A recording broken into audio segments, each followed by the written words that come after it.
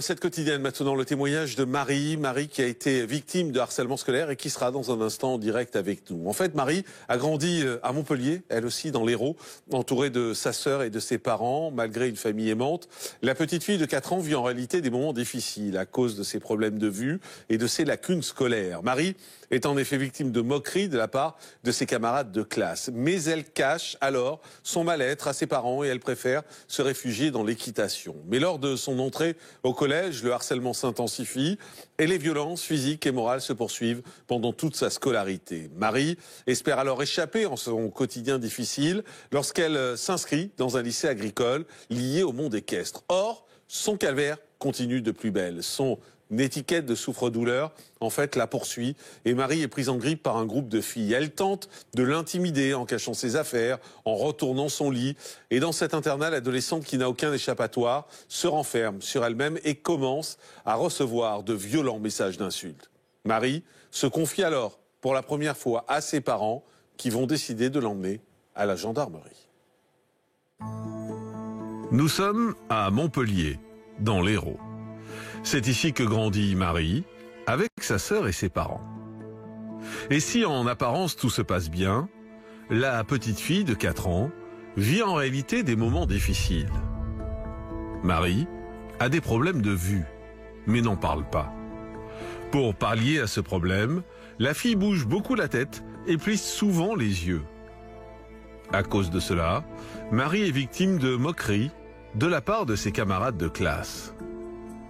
Et rapidement, un mal-être commence à s'installer chez elle. Marie fait tout son possible pour s'intégrer. Mais en plus des problèmes de vue, la petite fille souffre aussi d'un handicap invisible, la dyspraxie. En fait, Marie a de grandes difficultés de compréhension et a du mal à suivre à l'école. La fillette redouble alors la grande section de maternelle, puis le CE1. Et accumule les retards.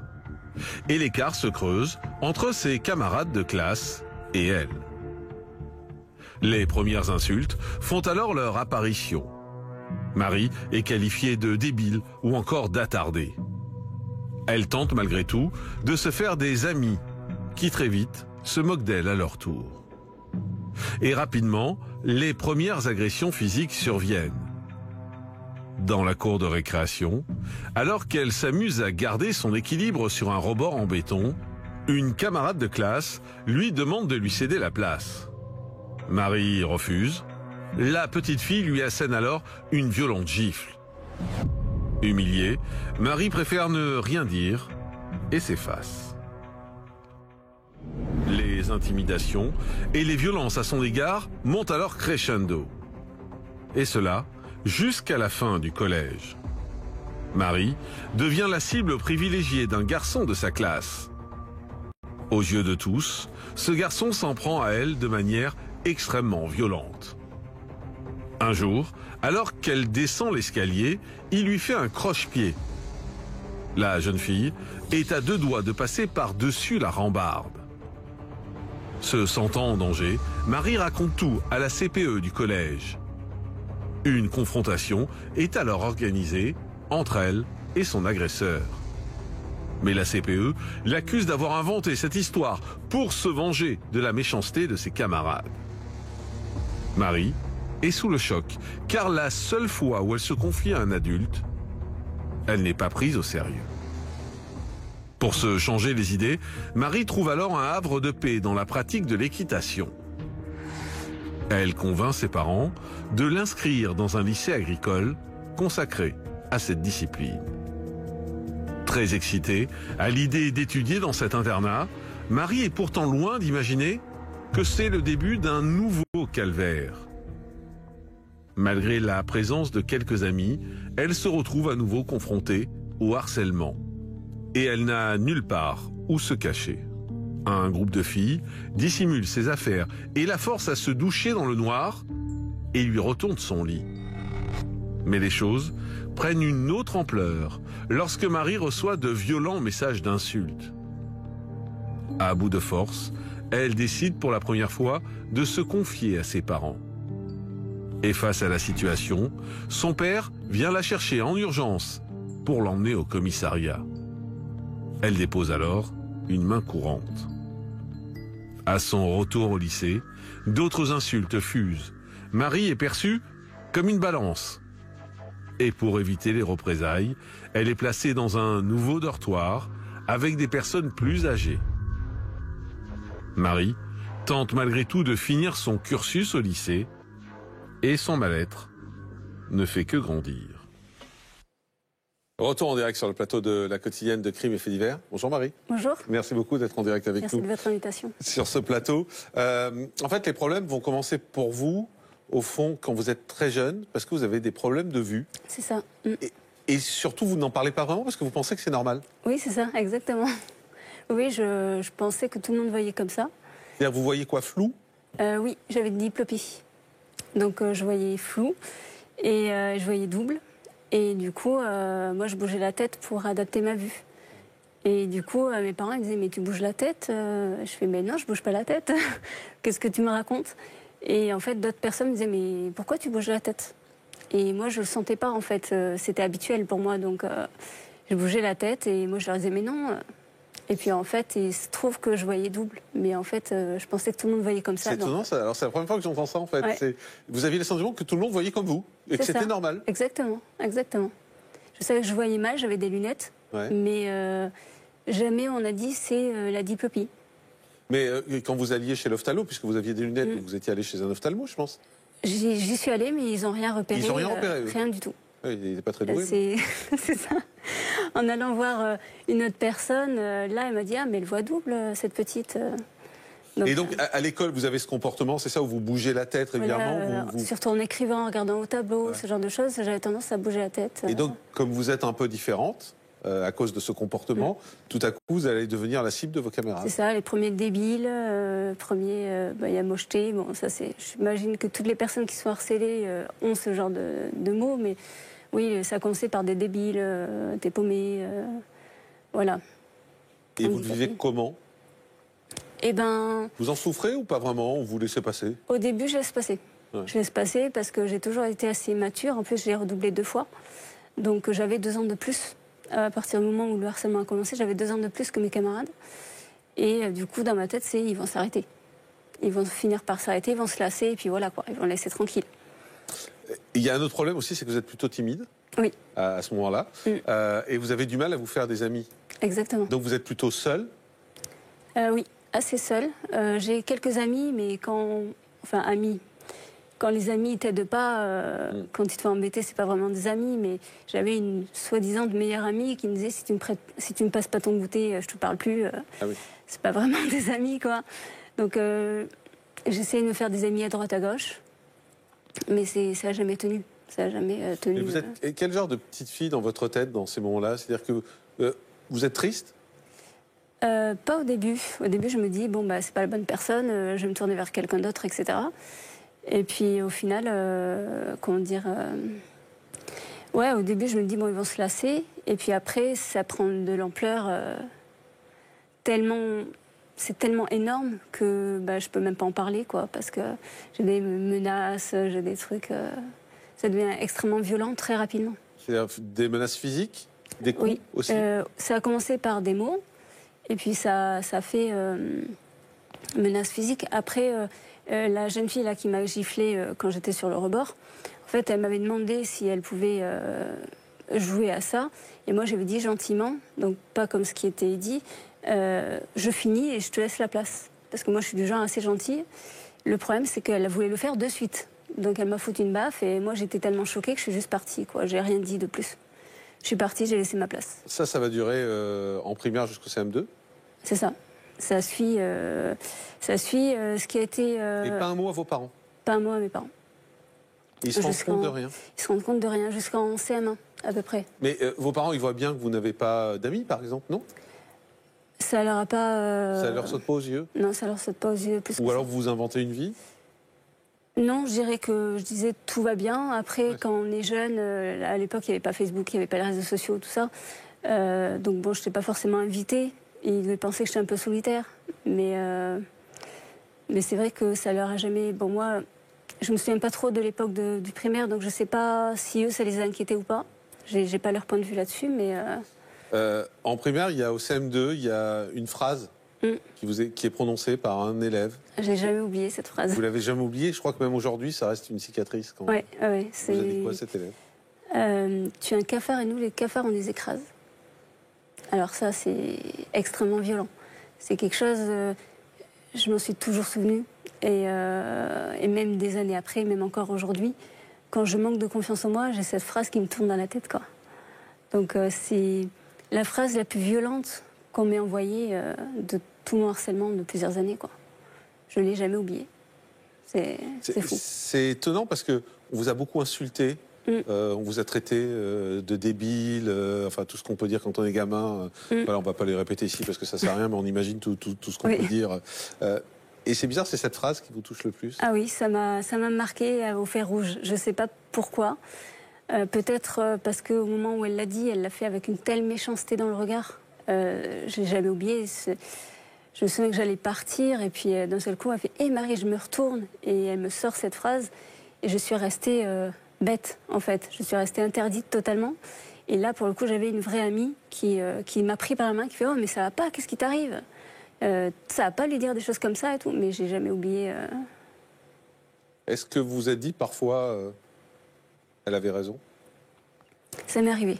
Ça m'est arrivé parce que je manquais déjà de confiance en moi, dû à ma timidité notamment, avec les mots qu'on m'avait déjà lancés à la tronche. Ouais. Et puis du coup, on les écrase. Je savais déjà pas me défendre, donc je savais que si d'autres personnes avaient envie de m'attaquer, je faisais pas le poids, quoi. Donc oui, c'est vrai que ça a continué à ronger un peu de ma confiance en moi, quoi.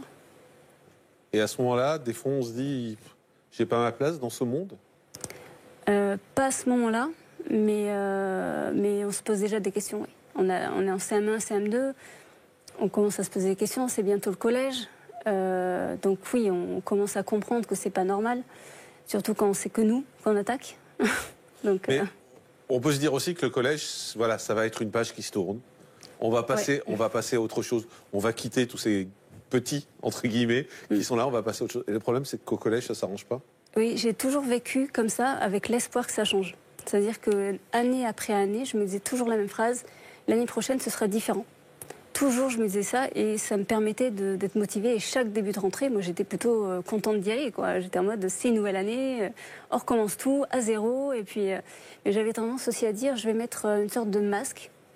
Je vais faire celle que je suis pas, en fait, pour qu'on m'apprécie. C'était quoi? Vous jouiez quoi? J'essayais d'aller vers les autres alors que je n'étais pas à l'aise.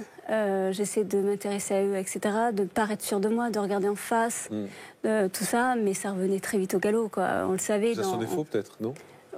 On n'est pas forcément une super bonne actrice. C'est ça. Quand c'est pas sa nature et quand on est jeune comme ça. Et puis quand on s'est lancé déjà des mots comme ça, quand on s'est reçu ça dans la tronche, j'ai envie de dire, on le porte sur nous. C'est-à-dire que on veut l'oublier, mais c'est écrit sur notre front, en fait. C'est intéressant que vous disiez ça, parce qu'on le remarque. Ouais. On le remarque très souvent. C'est les gens sur lesquels il y a presque écrit victime. Oui, c'est des attitudes qu'on prend au fur et à mesure. Alors, on pense qu'on les prend pour se protéger, mais en fait, c'est pas vrai du tout. On se fait encore plus balancer des trucs à la tête parce que on se renferme sur nous, on regarde par terre, on rase les murs. Donc, oui, tout ça, je l'ai fait et même, je pense que je le faisais sans même m'en rendre compte. Mais aujourd'hui, enfin, je trouve que le fait que vous l'exprimiez, c'est assez rare d'entendre des gens qui disent... enfin, j'avais écrit sur le front victime, en gros, c'est ça. Oui, c'est assez rare. Ça veut dire que vous avez fait un sacré travail sur vous. Oui, j'ai vraiment analysé les choses. Ouais, c'est bien. Il y a une chose quand même qui vous apporte beaucoup de bonheur, c'est l'équitation pendant cette période. Ah oui, j'ai commencé l'équitation à l'âge de 9-10 ans. Grâce à ma tante qui m'avait appelée pour savoir si je voulais faire un tour de poney et je l'ai jamais lâché. En fait. C'est quoi le bonheur que vous trouvez dans l'équitation? C'est le rapport avec les chevaux? En fait, la première fois que je suis allée monter à cheval, donc à poney du coup, la première chose que je me suis dit, c'est je me suis fait des amis d'équitation parce qu'on partage la même passion et ensuite l'animal ne me juge pas. C'est la première chose que je me suis dite alors que j'avais que 10 ans, hein, mais je me suis dit, lui il est content de me voir, moi aussi, et ça fonctionne bien comme ça. C'était le cas? Et c'était le cas. J'ai passé des moments incroyables. C'est vrai que... Et ça m'a plus jamais lâché. Et aux grandes dames de mes parents, que quand je suis revenue de secours, j'ai fait à mes parents, je veux faire de l'équitation, quoi. Et ils ne voulaient pas au début. Et j'ai tanné mes parents et on a fini par, bon allez, on fait un stage et puis on verra après. Et puis finalement, ça a fait toute ma vie. Et il y a un moment où on aime plus les chevaux que les humains? Oui. Oui, aujourd'hui, je peux même le dire, j'ai mes propres chevaux. Ah oui, j'ai mes propres chevaux. Et j'ai rencontré beaucoup d'humains malveillants, même encore adultes. Hein, et j'ai tendance à dire toujours la même chose, c'est que les chevaux, ils jugent pas. Et donc oui, les chevaux sont quand même de meilleurs amis que les humains. On voit, on voit une photo là sur l'écran, ouais. Elle est belle cette photo. Elle est magique, j'adore. Qu'est-ce que vous voyez dans cette photo? C'est l'amour, c'est la complicité que j'ai réussi à avoir avec mes chevaux, quoi. Ma jument, là, la grande, c'est grâce à mon coach que je l'ai rencontrée. Et il m'a dit, vous ressemblez énormément. Et ce serait marrant si tu l'avais et tout. Et en effet, je l'ai acheté parce que je sentais qu'il y avait un truc qui naissait quand même déjà. Et c'est marrant parce que 3 mois après l'avoir acheté, alors que j'allais la chercher, alors que j'avais lâché dans un paddock plein d'herbe, elle a levé la tête, elle est venue vers moi au petit trot, elle a hennni, et puis elle s'est arrêtée devant moi. Et tout le monde qui était là, ils se disaient « Waouh, c'est incroyable » et tout. Et moi, j'étais choquée. C'est la première fois qu'un cheval fait un truc pareil. Elle est belle. En tout cas, la photo est vraiment superbe. Elle est superbe, j'adore. Quand vous allez au collège, on l'a compris, ensuite vous allez aller dans un internat agricole. Et là aussi, on peut se dire, c'est une nouvelle page qui va s'ouvrir. C'est ça. Mais le harcèlement va recommencer. Ça va recommencer. Et pourquoi ça recommence en fait? Parce qu'en fait, j'avais une amie de primaire. J'étais devenue, on se voyait plus trop. Par contre, je voyais beaucoup sa sœur. Et le truc, c'est que on s'était un petit peu éloignés, mais elle avait envie de faire les mêmes études que moi. Et du coup, elle m'a dit, t'inquiète pas, on va dans le même lycée, mais je t'aiderai s'il y a un souci. Mais moi, je les défonce. Voilà, elle me l'a dit comme ça, elle m'a dit, je les défonce. Et en fait, il s'est avéré que cette personne-là a pas fait ce qu'elle avait dit et qu'elle a fait tout le contraire. C'est-à-dire qu'elle est allée raconter à tout le monde que vous étiez la victime et que c'est sur vous qu'il fallait taper. Je ne sais pas ce qu'elle a raconté, mais en tout cas, je me suis retrouvée du jour au lendemain avec toute une classe sur mon dos, quoi. Alors on vous bloque les serrures de vos casiers, on vous prend vos affaires, on vous enferme dans les douches. Enfin, c'est ça le quotidien. C'est exactement ça. Je ne pouvais pas me doucher sans qu'on m'éteigne la lumière. J'étais obligée de ressortir, rallumer la lumière, etc. Le problème, c'est que c'était dehors. Donc, évidemment, on pouvait m'éteindre comme on voulait. Et donc, je finissais souvent à la lueur du portable. Donc, y a un soir, d'ailleurs, vous êtes avec de la musique dans les oreilles, c'est ça? Et il y a les filles les autres filles qui sont là. Et discrètement, vous allez éteindre la musique pour écouter ce qu'elles disent. C'est ça, pour vérifier en fait. Et qu'est-ce qu'elles disent? Ça balançait. Ça balançait. Je me souviens pas de tout ce qu'elle balançait, mais j'entends Marie, t'es une connasse. Ça balançait pas mal de gros mots. Je vais éviter de tout dire parce que ça a balancé au taquet. Et puis moi, j'avais plus la musique, quoi. Et au fur et à mesure, j'entendais ça. Je vais remettre la musique, mais il y a une part de moi qui disait non, rallume pas la musique, quoi. Il faut que tu saches. Il faut que je sache. Il faut que je sache. Et le pire, c'est qu'elles étaient dans ma chambre, quoi. Donc, et moi, quand j'ai osé dire enfin, je suis là, j'entends. Il y a eu un gros blanc. Il y a eu un gros blanc, et puis elle a repris sa contenance là, comme ça. Elle s'est dit on s'en fout. Voilà. Mais il y a eu un blanc quand même. J'avais fait mouche. Et vous allez ensuite recevoir des messages, c'est-à-dire à chaque fois ça monte d'un cran. Vous allez recevoir des messages qui sont très violents. Oui, énormément. En fait, c'était un matin, j'allais en cours, et puis je reçois un message, ce qui est assez inhabituel, donc je l'écoute, on ne sait jamais. Et puis des insultes. Et il y avait plusieurs personnes derrière. Hein, vous les reconnaissez, ces personnes? Je les reconnais. Je reconnais leur voix. Le numéro, c'était la personne en question qui a monté tout le monde. Même pas malin. On ne l'entendait pas, mais je reconnaissais les personnes. Notamment, il y en avait dans ma classe. C'était toutes dans ma classe. Et il y en avait 2 dans ma chambre. Et je reconnaissais les voix très facilement. Et en fait, là, à ce moment-là, il y a une fille qui était un peu méchante avec moi au début de l'année, qui s'était rendue compte que ça allait trop loin, qui avait retourné sa veste et qui était devenue sympa. Et elle m'a vue changer de couleur, en fait. Au moment où j'écoute le message, je me vois juste me baisser le long du mur et j'accuse le coup, en fait. Et elle m'a dit, qu'est-ce qui se passe et tout. Et tout ce que je suis capable de faire, c'est je prends le téléphone, je lui donne le téléphone, et sans amour ni rien. Elle écoute le message. Et là, elle veut me secouer, en fait, elle me fait « Oh, c'est grave, là, faut faire quelque chose. Secoue-toi, faut faire quelque chose. » Et je la regarde sans sous le choc. Sous le choc. Je suis interdite, incapable de parler. Et du coup, la première chose qui m'est venue à l'esprit, c'est maman. Donc j'appelle ma mère. Et incapable de parler, j'essaie de lui dire, je dis juste 2 mots auxquels je me rappelle, c'est insulte, téléphone. Et mon père prend le téléphone de suite, il me fait dans 2 heures je suis là, je t'amène à la gendarmerie. Et donc là, vous allez à la gendarmerie avec lui, vous déposez plainte. Oui, je passe une main courante. Et en fait, c'est le début d'encore plus C'est ça. Et pourtant, quand je suis allée, c'est ça qui est assez fou, mais quand je me suis retrouvée face aux gendarmes, j'avais l'impression que c'était moi qu'on jugeait. Parce que j'avais l'impression que j'avais tout inventé, que c'était... Dans ma tête, c'était pas clair. Vous aviez des preuves quand même, vous aviez des messages, des preuves choses comme ça. J'avais justement gardé le message exprès. Ouais. Et puis, quand je lui ai proposé de voir le message, il m'a dit « Non, pas besoin d'écouter le message, je vous crois ». C'est la première fois qu'on me disait ça. Ça aurait pu être le début de la solution. Oui. Le seul problème, c'est que vous allez retourner au lycée derrière. Et là, on va vous dire que vous êtes une balance. C'est ça. Je retourne au lycée et moi, dans ma tête, c'était je vais retourner comment au lycée ? On va m'accueillir comment ? Est-ce que on va comprendre ? Est-ce qu'on va m'insulter aussi ? Est-ce qu'on va s'en prendre à moi physiquement ? Parce que là, au lycée, ça s'était passé une fois, mais pas plus que ça. Et du coup, je me suis dit, comment je dis bonjour aux gens ? Je vais rentrer dans ma classe et comme si rien ne s'était passé. Et je suis rentrée dans la classe et ça m'a rattrapée, puisque une des filles qu'on entendait le plus dans le message, d'ailleurs, qui est arrivée en fond de balle et en me disant non mais t'es une connasse et tout, comment t'as fait faire ça, etc. Et celle qui était propriétaire du téléphone avec qu'on avait utilisé pour m'insulter, elle pleurait, voilà, mais et du coup elle m'a dit c'est vrai que t'as porté plainte. J'ai fait non, juste une main courante. Et dans ma tête j'étais mais je suis idiote. Je dis juste une main courante quoi, mais je savais pas où mettre en fait. Ouais. Oui, vous aviez presque honte. Ouais, en fait, c'est vous qui aviez honte d'essayer de vous défendre. C'est ça, exactement. Et puis, je me rappelle toujours, je suis arrivée, il était tard, ça devait être 18h30, 19h. La CPE, elle avait récupéré les personnes dans son bureau en leur disant, vous savez, elle est allée poser de ma courante. Donc, à un moment donné, il va falloir que vous me racontiez tout ce qui s'est passé. Et certaines personnes se sont retournées, du coup, contre elle, contre les 2 filles les plus violentes, en disant, oui, c'est ce qui s'est passé. Et puis après, moi, quand j'allais dans les couloirs, même un terminal ou première terminale que j'ai croisé, que je faisais que croiser dans les couloirs, il passe à côté de moi, il me fait balance.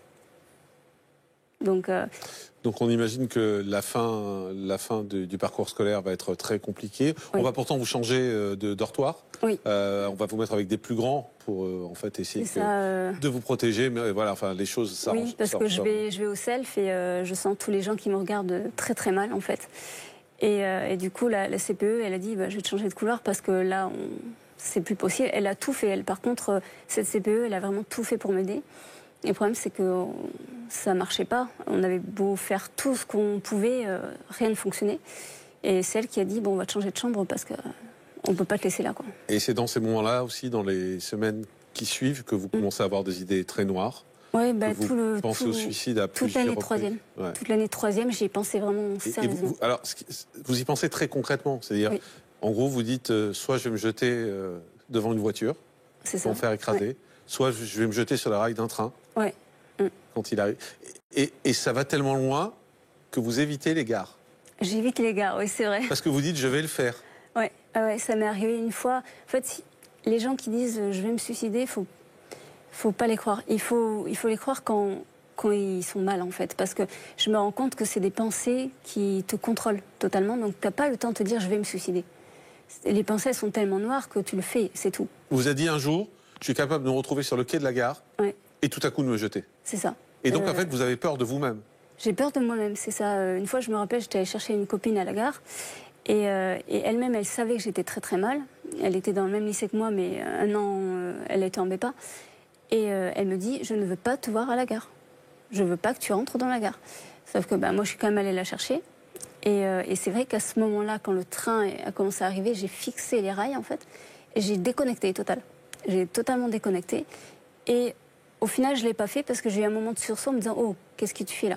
Qu'est-ce que tu fais ?» Et puis le train m'est passé comme ça. J'étais extrêmement près, il est passé comme ça. Et mon amie descend du train. Elle me crie dessus, elle me fait « Mais qu'est-ce que tu fais là ? Viens, on sort de là !» Mais c'est étonnant parce qu'en même temps, il y a cette envie de mourir. Ouais. Et vous dites « Je ne peux pas le faire ». C'est ça. Parce que je suis quelqu'un Qu'est-ce qui vous retient, en fait ? Je suis quelqu'un de très optimiste. Et je me suis toujours dit... j'ai une passion, j'ai des chevaux, plus tard j'ai envie de faire du spectacle équestre. Ce serait dommage de ne pas réaliser ses rêves, quoi. Et j'ai toujours cette petite étoile qui me dit non, plus tard ça changera, les choses changeront. Et j'ai toujours eu cette voix qui me disait ça va toujours changer. Ça va toujours changer. Alors en tout cas, à la fin de votre cursus au lycée, on comprend que c'est difficile, vous vous retrouvez très isolé, vous commencez à avoir ces pensées suicidaires et malgré tout, vous parvenez à obtenir votre bac. Oui. Mais après le lycée, vous développez une phobie scolaire, vous sombrez dans la dépression et c'est le flamenco et surtout votre professeur de danse qui vous aide à reprendre confiance en vous. Quelques mois avant de passer son bac, Marie est au plus mal. Elle se dévalorise tellement qu'elle songe même à se donner la mort. Ses envies suicidaires l'accompagnent au quotidien. Elle pense à se jeter devant une voiture ou sous les rails d'un train.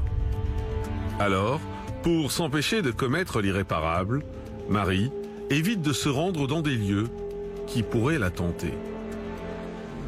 Après l'obtention de son bac, elle va développer une véritable phobie scolaire. Elle craint que son calvaire ne recommence dans l'enseignement supérieur. Et si Marie est restée courageuse pendant de longues années, elle va sombrer progressivement dans une dépression. Elle s'isole du monde, passe ses journées devant son ordinateur. Désespérée, ses parents tentent de la pousser à trouver du travail. Mais elle a peur de faire de nouvelles rencontres. Et comme tout au long de sa vie, c'est l'équitation qui permet à Marie de garder la tête hors de l'eau. La danse devient également un exutoire. Et une rencontre va changer sa vie. Celle de Sarah, une professeure de flamenco. Cette femme, pleine d'assurance, aide Marie à sortir de la dépression. Lors de ses cours, Marie apprend à se regarder dans le miroir et à être fière d'elle. Peu à peu, elle relève la tête et reprend confiance en elle. En pleine reconstruction, Marie allie ses deux passions grâce au spectacle équestre. Et avec le soutien de ses proches, la jeune femme parvient enfin à tirer un trait sur ses années de douleur et à s'accepter telle qu'elle est. Retour en direct sur le plateau de la quotidienne de Crime et Faits divers, toujours avec Marie. Pourquoi le flamenco, ça vous aide? Sans doute parce que c'était lié aux chevaux. Parce qu'il y a beaucoup de gens qui dansent avec les chevaux dans le flamenco. Et en fait, moi j'ai toujours dansé. C'est-à-dire j'ai commencé à danser à l'âge de 4 ans. Pour faire comme ma grande sœur, comme tous les petites sœurs ou petits frères, on veut faire comme les grands. Et j'avais fait de la danse, j'avais fait classique, jazz, hip-hop. Et ça m'allait pas tellement bien, j'étais pas souple, j'étais pas bon. Et pourtant j'adorais ça. Et je me suis dit, je vais essayer une autre danse. Et c'est quoi, en 2015, je crois. En fait, j'étais au Hara où j'avais fait mes stages au lycée. J'aidais beaucoup. Et il y avait une soirée. Et je suis allée à la soirée. Et il y avait une danseuse flamenco avec un cheval. Et elle m'en a mis plein les yeux. Et je me suis dit, ben voilà, j'ai trouvé la danse. Mais juste, vous êtes timide. Vous étiez timide, en tout cas à ce moment-là. Une timide, elle peut aller danser? Ah, tout à fait. Mais devant les gens? Oui, parce que c'est comme une sorte de masque. En fait, on arrive, on n'est plus nous. Enfin, c'est pas notre histoire qui nous suit, c'est nous. Il n'y a que nous. En fait. Vous changez de peau? Vous changez de personnage? Je change totalement de personnage, c'est ça. C'est comme quelqu'un qui veut faire la comédie, c'est pareil. Ouais. Et pourtant, c'est vrai qu'on m'a déjà dit, mais c'est incroyable, quand tu danses, tu as de la prestance, etc. Quand tu es sur scène, on ne dirait pas que tu as vécu tout ça. Et étonnamment, c'est vrai que quand je suis sur scène, je suis bien. Je suis bien parce que je suis plus moi, en fait. Et quand on vous applaudit, vous pensez c'est quoi? incroyable, c'est incroyable. C'est-à-dire que j'ai commencé cette danse, et c'est vrai que quand j'ai rencontré ma prof de danse, elle était enjouée, bienveillante, elle avait le sourire, elle avait la sacrée banane. Et puis, et je me souviens de cette phrase qu'elle m'a dit, c'est mais tu te regardes pas dans un miroir.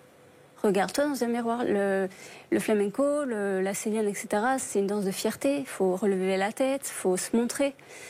Et au bout de 2 ans de danse avec elle, j'ai dansé en improvisation dans une soirée qu'elle avait fait, etc. Alors que je n'osais pas, j'étais là, je ne vais jamais y aller. Puis quand j'y suis allée, c'était fini, quoi. J'ai dansé toute la nuit, quoi. Les applaudissements, c'est une forme de vengeance sur ce que vous avez reçu? On va dire, ouais, c'est une sorte de fierté, parce que grâce à la danse que j'ai commencé, j'ai fait un spectacle équestre en tant que danseuse. là où j'ai rencontré mon coach d'ailleurs, équestre. Et je me dévalorisais, je me disais, j'ai envie de le faire, mais est-ce que ça vaut la peine? Est-ce que je mérite de le faire aussi? Est-ce que je peux mettre en avant ou pas? Et en fait, j'ai fini par être acceptée. J'avais des amis Facebook qui me disaient, mais vas-y, tu verras bien. Et puis, poussée par mes amis, je fais, bon, ben, je vais voir. J'ai été prise. Et je me suis retrouvée une semaine plus tard seulement, parce qu'on n'avait qu'une semaine de préparation, à me retrouver à danser dans les arènes, près de chez moi, en tant que danseuse espagnole avec une cavalière et son cheval. Et on est rentré et on a fait une totale improvisation, on s'est éclaté. Et je me souviens, les applaudissements, et dans ma tête, c'était waouh, quoi. Waouh, il n'y a pas d'autre mot. Et c'est je suis capable de plaire aussi. C'est ça. Finalement. On est capable de m'aimer. Parce qu'applaudir, c'est aimer. Ouais. Quand on applaudit, c'est qu'on aime quelqu'un. C'est ça. Ces gens, ils ne me connaissent pas et pourtant, ils ont aimé ce qu'on a fait, quoi. Et ça faisait seulement 2 heures que je connaissais la cavalière. Je ne connaissais pas son cheval non plus. Et on avait fait une seule répétition 15 minutes avant l'entrée de piste, quoi. Stéphanie Germany, en fait, elle est très touchante, cette histoire, au fond, parce que, en fait, soit on basculait dans le drame, sur ce quai de gare, comme elle nous l'a raconté, soit on bascule dans une belle histoire. On a de la chance, et elle est là, et donc on bascule dans une belle histoire, mais on voit à quel point ça se joue à pas grand-chose. Ça se joue à pas grand-chose. Alors je vais me permettre de faire beaucoup de théories pour essayer un petit peu d'analyser un peu tout ce que j'ai pu observer dans votre discours. Déjà, ce qu'il faut comprendre, c'est que l'individu est construit à travers 3 espaces. On a le ça, donc ça va être tout ce qui va être les pulsions, l'agressivité, etc. Tout au-dessus, il y a le surmoi, c'est toutes les phrases qu'on vous a données, les phrases de violence, etc. Et au milieu, il y a le moi. C'est-à-dire que le moi, il doit gérer entre les pulsions qui résonnent en dessous, qui est je lui casserai bien la tête, etc., ou toute l'agressivité que vous ne pouvez pas forcément acter. Et de l'autre côté, toute l'agressivité que vous recevez de par les mouvements extérieurs. Donc, vous avez un moi qui, depuis toute petite, hein, si j'entends, c'est maternelle, collège, lycée, c'est très violent. C'est-à-dire que vous êtes tiraillé entre ces 2 espaces qui tapent. Voilà. Donc, effectivement, on comprend pourquoi, à un moment, la question du suicide et des idées noires prennent le relais. Parce que le moi ne peut pas en fait survivre dans un climat intérieur aussi hostile. Donc ça, c'est la première chose. Je me permets de fouiller un petit chouïa avant de faire une petite hypothèse. Pour quel motif vos parents avaient choisi une scolarité où vous ne pouviez pas dormir dans leur maison? C'est moi qui l'ai choisi. D'accord. J'ai choisi parce que j'ai choisi le lycée, en fait. D'accord. Mais j'ai choisi d'y partir pour la 3e. D'accord. Sachant que je vivais déjà un calvaire au collège. C'était l'occasion de partir plus tôt du collège aussi. D'accord. Donc ça a été un choix qui vous était... C'était un choix que j'ai choisi d'aller dans ce lycée pour aller pour les chevaux, en fait. D'accord, pour les chevaux. Ok, c'est bien. Donc on entend bien en tout cas la voie de sortie qui va être en fait cette passion. Hein, c'est ça oui, totalement. L'idée en psychanalyse pour les personnes qui peuvent frôler la catastrophe, hein, parce que c'était quand même chaotique. Hein, depuis toute petite, on sait bien que c'est les moments les plus propices à la construction psychique. Alors plus c'est bancal, plus ça peut être compliqué. On sait que chez les artistes, justement, il y a un instinct de survie tellement fort qu'ils vont pouvoir sublimer, créer quelque chose qui est de l'ordre de l'instinct de survie. Et cette accroche, vous avez réussi à pouvoir la mobiliser à travers en fait cette relation avec l'animal. Et donc on le sait, hein, il y a des preuves scientifiques au niveau des médiations avec les animaux. On sait que l'animal a un pouvoir extraordinaire sur la psyché humaine. D'ailleurs, dans les prisons, dans les hôpitaux psychiatriques et chez les malades, on utilise beaucoup l'animal pour pouvoir faire en sorte que la pulsion de vie se réanime. Donc il y a ce point-là. Oui, juste Stéphanie, petite parenthèse, parce que moi je me suis toujours posé la question. Oui. Pourquoi les filles, elles adorent toujours les chevaux? Alors, il y a des hommes aussi qui... Non, mais c'est vrai que, enfin, moi, voilà, les filles, moi je me souviens quand j'étais au lycée, au collège ou en primaire, les filles, elles sont toujours hyper fans des chevaux. Alors, c'est quoi? C'est la force? C'est la robustesse? C'est la question surtout de la maîtrise. On maîtrise quand même une bête qui est quand même une bête dominante, hein, voilà. Et mais on ça arrive... aussi, pour vous? Il y a cette maîtrise aussi? Non, c'était autre chose, moi. C'était autre chose. C'est quoi? C'était la douceur. Parce que j'ai une maladie aussi, et les chevaux m'ont toujours aidée. En fait, ils ont toujours changé de comportement quand j'allais mal. Et c'est plutôt ça, je dirais, quand je changeais de comportement, eux aussi, en fait. Donc, en tout cas, alors sûrement ça c'est les raisons conscientes, mais il y a quand même l'idée de pouvoir avoir le sentiment de pouvoir maîtriser un animal, quel qu'il soit d'ailleurs, qui n'est pas forcément domptable. Faut faire une qualité de lien, ça demande un travail particulier pour pouvoir créer cette unité. Et donc effectivement, une fois qu'on arrive à cette fusion avec l'animal, il y a un sentiment de satisfaction qui est incroyable. Beaucoup d'individus d'ailleurs le disent, avec l'humain je galère, mais alors par contre avec les animaux c'est extraordinaire. C'est le résumé de ton histoire. Oui, tout à fait. Et je voulais juste rajouter, c'est une petite pensée clinique qui n'est pas de la science, c'est une pensée. Si je vous avais rencontré en tant que patiente et que j'aurais écouté votre histoire un petit peu là comme je le fais, mais évidemment on n'est pas dans le cadre thérapeutique, etc., je me serais dit, purée, comment ça s'acharne cette violence, cette violence, cette violence. J'aurais tiré un axe avec vous, alors je vous aurais amené sur un terrain qui aurait été très étrange, je suppose, et les téléspectateurs vont dire où elle va, celle-là, mais c'est pas grave, j'assume. J'aurais beaucoup travaillé sur votre arbre généalogique. Oui, parce que c'est... Alors, effectivement, on peut être victime à des moments, parce qu'il y a des situations, et puis vous le dites très bien d'ailleurs, parfois, c'est nous-mêmes qui provoquons cette situation quand vous rasiez les murs, etc. Bon, voilà. Mais c'est quand même très fort, hein. C'est très puissant. Donc, souvent, quand il y a une puissance comme ça du symptôme, et qu'on entend que c'est pas forcément l'individu qui le provoque, parce que beaucoup de sujets provoquent eux-mêmes leurs propres symptômes, hein. Mais quand on entend que c'est un symptôme, en fait, qui est presque omnipotent, il est presque devant vous, vous n'avez même pas le temps de marcher, que paf, le symptôme est là. En général, alors ça ne veut pas dire que c'est vos parents, hein, mais je vous aurais amené en tout cas à aller fouiller un petit peu votre arbre généalogique, parce que je pense qu'au niveau de la dialectique entre le tyran, la victime, etc., il y a peut-être eu des choses dans l'arbre généalogique qui n'ont pas été décortiquées, et en ricochet, les symptômes qui ne sont pas réglés peuvent sauter comme ça de génération en génération. Vous devrez faire de la psychologie, vous y avez pensé? Merci Stéphanie. Comment ça va aujourd'hui, Marie, alors? Écoutez, ça va très bien. Je suis beaucoup mieux dans ma vie. Je fais du spectacle équestre, j'ai mes chevaux, j'ai un travail aussi, en CDI depuis peu. Et puis, ce qui était chose impossible il y a encore quelques années en arrière, hein, parce que je triais vraiment pour ne pas me retrouver dans une grande entreprise, pour ne pas... Mais là, je suis vraiment dans un univers vraiment bienveillant, quoi, donc j'ai de la chance. Et du point de vue privé, sans en dire trop, mais... Du point de vue privé, j'ai des amis au top, ça c'est clair. Après, pour le moment, je reste célibataire parce que j'ai pas envie d'avoir un copain. Puis les seuls avec qui j'aurais pu étaient violents. Donc, mais comme maintenant je sais les repérer, je les coupe court de suite. Je leur dis non, je veux plus de toi dans ma vie, quoi. On retrouve la violence finalement qui vous a toujours marqué. Cette fois-ci, je ne me laisse pas faire. Par contre, je leur dis, t'es violent, Coco, plus dans ma vie. Bon, on vous souhaite beaucoup de bonheur. Merci beaucoup. En tout cas, Marie, vous avez publié votre histoire dans un livre qui s'intitule Laissez-moi partir. Et c'est aux éditions du Vénasque. Pourquoi Laissez-moi partir? C'est pas les éditions du Vénasque, c'est les éditions Execo. Execo. Et Vénasque, c'était ma première maison, elle a coulé. Pourquoi à cause du Covid. Pourquoi Laissez-moi partir? Alors, ça c'est une bonne question.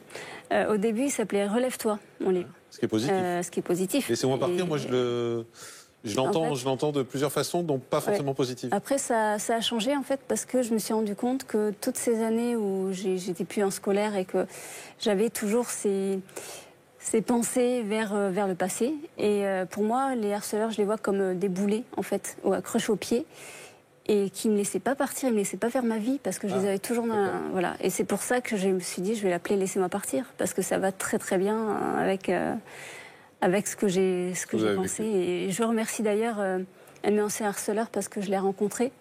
Il y a un ancien harceleur que j'avais recontacté parce que j'avais des problèmes pour me souvenir de certaines choses.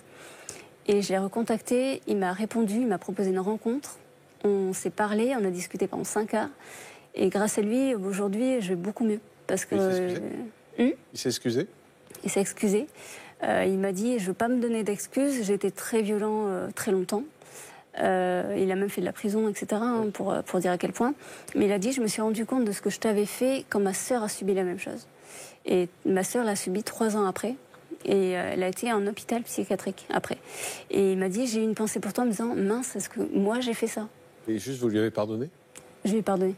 J'ai pardonné, et puis je le remercie encore. Et il m'a regardé dans les yeux, il m'a dit, est-ce que toi, Marie, tu me pardonnes? Et je le pensais vraiment, alors oui, je lui pardonne. Merci Marie, merci beaucoup. Dans Crime et faits divers, la quotidienne, dans un instant, le terrible destin de Drost, un riche homme d'affaires allemand installé sur la Côte d'Azur depuis plusieurs années, et il est retrouvé pendu à son domicile. Tout laisse à penser à un suicide, mais les enquêteurs n'y croient pas. Je vous raconte cette affaire dans un instant. À tout de suite en direct sur Énergie 12. Votre programme avec groupeverlaine.com. Isolation de maison par l'extérieur avec aide de l'État. Groupeverlaine.com. Détendez-vous devant votre programme avec lafermeducbd.fr. La ferme du CBD, cultivons la qualité.